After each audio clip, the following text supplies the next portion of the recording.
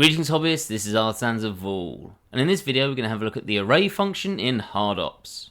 So HardOps has to be in one of my top 3 add-ons. It just adds so much functionality to Blender it's untrue. And even when some of the functions aren't adding something new, it's just making what can be a really tedious process in Blender vastly faster. And the array function is one of those. You can do this without HardOps, but it just makes life easier. And a lot of people seem to miss out on some of the subtleties of what you can do with this. So normally to array, we just go to the modifiers, add modifier array. This does work in Blender 4 as well. It's exactly the same. I'm only doing it this way because otherwise pass keys don't work, which don't seem to be functioning in Blender 4. But do know that HardOps works in that just fine.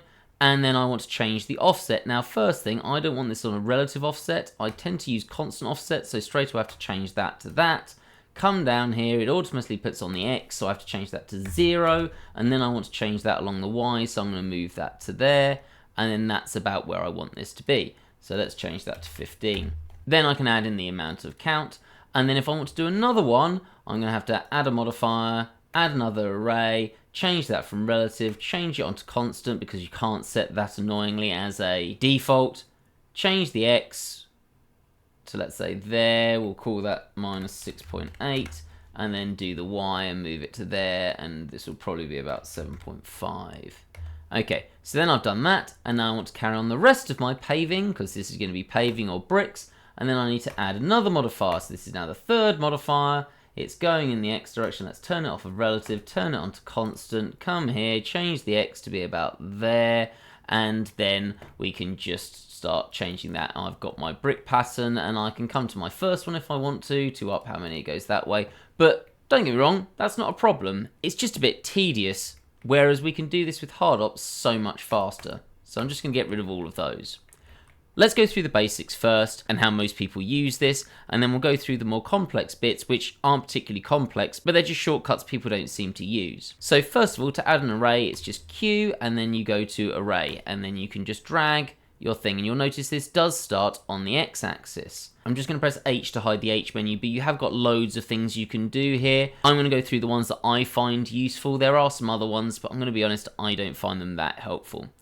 So then if you want to change this to the Y-axis or another axis, there's several ways of doing that. The first is just pressing X and it will change to Y, or X and it will change to Z, or X and it will change back to X again. So it's the X button to change them through. There are actually multiple ways of doing this. You can also press Alt and it will bring up this cool menu, and you can just drag to the way you want it. So if I want it in the Z, I can just drag and then Z and then we're there, drag and then Y and then we're there. So I'll probably use that. Scrolling up and down increases the number that you've got there. If you do want to zoom in, you can just hold down Control and then use your middle mouse button and just you hold it down and drag forwards and backwards to move in. So you've still got the ability to zoom in and out. And then you just move left and right to change the amount on the Y-axis. You'll notice this is currently on constant. But if I press R, it will change it to relative, or R to back to constant. So you can change this really quickly without having to click lots of different things in the menus. And then I can change this to 15, and if you find it hard to get to 15, if you hold down Shift, it means that you're now more precise on your changes. Or if you've ever got a problem, you can just hit Tab, and it'll bring up this, which pauses everything. Click here, type in 15, hit Enter, and then we're done. Now what's really cool about this is that it's already made the array, it's done all the settings, I didn't have to come in and click through things, and if I ever want to change this, I can just click Q, array, and then I can come back and start changing this around or scroll up and down, so I can do whatever I want with this. So this makes it really easy to fiddle around with. Then, and this is where people actually I think are missing a trick, you can press Q, come to array, and if you want to, you can press Control while clicking it, and it will create a new array, then Alt and then drag, and we've got that going on there. So we can do that if you want to. So you can create a new array really easily. I'm actually going to delete both of those arrays, and we're going to start again and talk about how we can do this way more efficiently. So we're going to blitz through this fairly quickly. Some people say I go through this too slowly, some people say I go too fast. You can always rewatch this if this is too fast for you. So let's just set this up as I did before making this paving.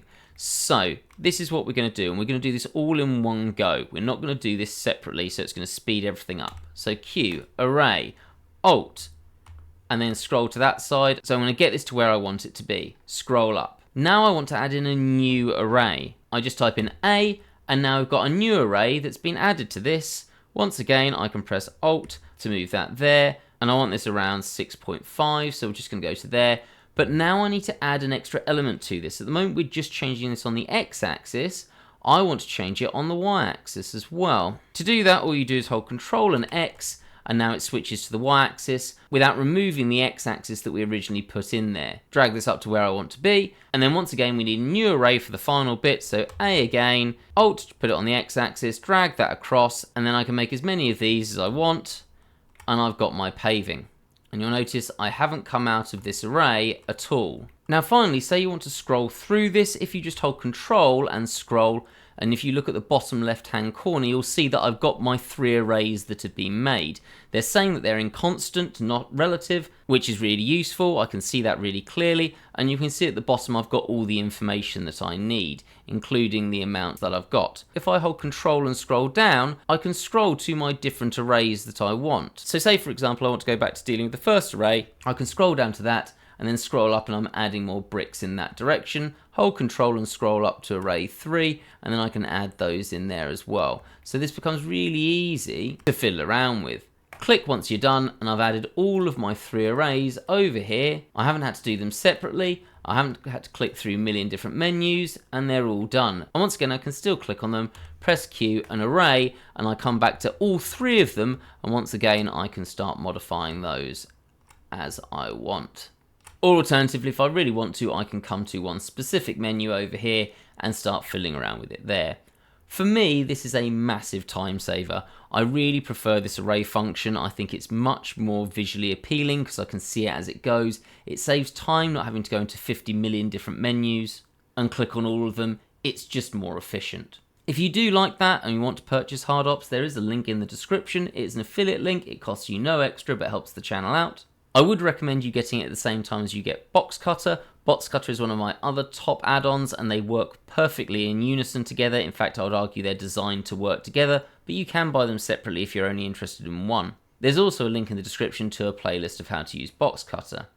If you found that useful, please do hit the like button. It helps share the video around. Subscribe if you're not subscribed, and if you really want to support the channel further, there's a link in the description to the Patreon where you get these videos a week ahead of time, ad-free, and some other cool stuff as well.